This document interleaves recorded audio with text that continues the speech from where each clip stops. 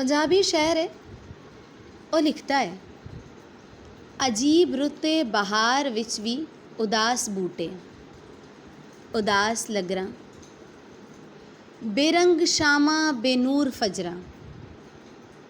ਬਹਾਰ ਦੇ ਫਲ ਖਿਜ਼ਾਂ ਦੇ ਆਉਣ ਦੀ ਖਬਰ ਸੁਣ ਕੇ ਹੀ ਝੜ ਗਏ ਨੇ। ਨੋ ਖੈਜ਼ ਗੁੰਚੇ ਵੀ ਫੁੱਲ ਬਣਨ ਨੂੰ ਬਹੁਤ ਪਹਿਲਾਂ ਹੀ ਸੜ ਗਏ ਨੇ। ਗਰੀਬ ਲੋਕਾਂ ਦੇ ਬਾਲ ਬੱਚੇ ਇਹ ਮਾਰ ਵਰਤ 'ਚੋਂ ਨਿਕਲ ਤੋਂ ਪਹਿਲਾਂ ਹੀ ਮਾਪਿਆਂ ਤੋਂ ਵਿਛੜ ਗਏ ਨੇ।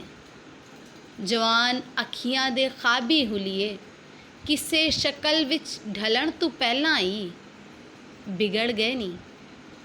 ਮੁਹੱਬਤਾਂ ਦੇ ਵਕੀਲ ਸਾਰੇ ਬਣਾ ਦਲੀਲੋਂ ਇਹ ਹਾਰ ਗਏ ਨੀ। ਤੇ ਦੋ ਦਿਲਾਂ ਦੇ ਪੈਮਾਂ ਵਾਦੇ ਸਲੇਟ ਦਿਲ ਤੋਂ ਉਤਰ ਗਏ ਨੇ।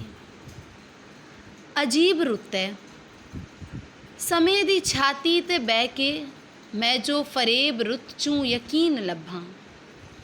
ਕਿਸੇ ਦੇ 'ਤੇ ਮੈਂ ਮਾਂ ਵਿੱਚੋਂ ਪਤਾ ਨਹੀਂ ਕਾਹਨੂੰ ਤੋਹੀਨ ਲੱਭਾਂ। ਪਰਾਏ ਜਿਸਮਾਂ ਦੀ ਧੂੜ ਵਿੱਚੋਂ ਵਿਛੋੜਿਆਂ ਦਾ ਸਰਾਬ ਲੈ ਕੇ ਅਜੇ ਵੀ ਦਿਲ ਦੇ ਮਕੀਨ ਲੱਭਾਂ। ਜਫਾ ਉਗਾ ਕੇ ਵਫਾ ਵਡੇਚਾਂ ਮੈਂ ਠੇਕੇ ਸੀ ਜ਼ਮੀਨ ਲੱਭਾਂ। ਬਗੈਰ ਲਫ਼ਜ਼ਾਂ ਸਵਾਲ ਹੋਵੇ, ਬਗੈਰ ਜਵਾਬ ਹੋਵੇ, ਮੈਂ ਉਹ ਨਿਗਾਹਾਂ 'ਚ ਜੀਨ ਲੱਭਾਂ। ਪਤਾ ਨਹੀਂ ਕਾਹਨੂੰ ਕਿਤਾਬ ਦਿਲ ਦੀ ਮੈਂ ਬੰਦ ਰੱਖ ਕੇ ਤੇ ਝੂਠੇ ਵਕਤਾਂ 'ਚੋਂ ਦੀਨ ਲੱਭਾਂ। ਅਜੀਬ ਰਾਤ ਹੈ, ਅਜੀਬ ਰੁੱਤ ਹੈ। ਬਸਾਤ ਤੋਂ ਵੱਧ ਬਹਾਰ ਚੁੱਕ ਕੇ ਵੀ ਮੁਤਮਈਨੀ ਵਿਚਾਰ ਲੋਕੀ।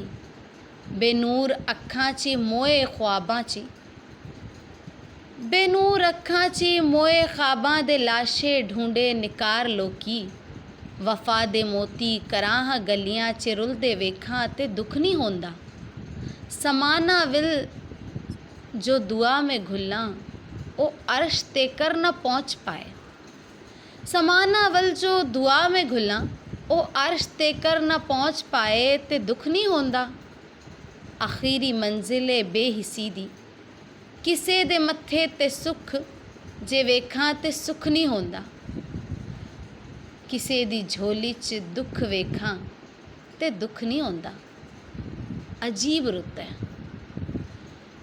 ਅਜੀਬ ਰੁੱਤੇ ਬਹਾਰ ਵਿੱਚ ਵੀ ਉਦਾਸ ਬੂਟੇ, ਉਦਾਸ ਲਗਰਾਂ, ਬੇਰੰਗ ਸ਼ਾਮਾਂ ਬੇਨੂਰ ਫਜਰਾਂ। ਅਜੀਬ ਰੁੱਤ ਹੈ, ਅਜੀਬ ਰੁੱਤ ਹੈ।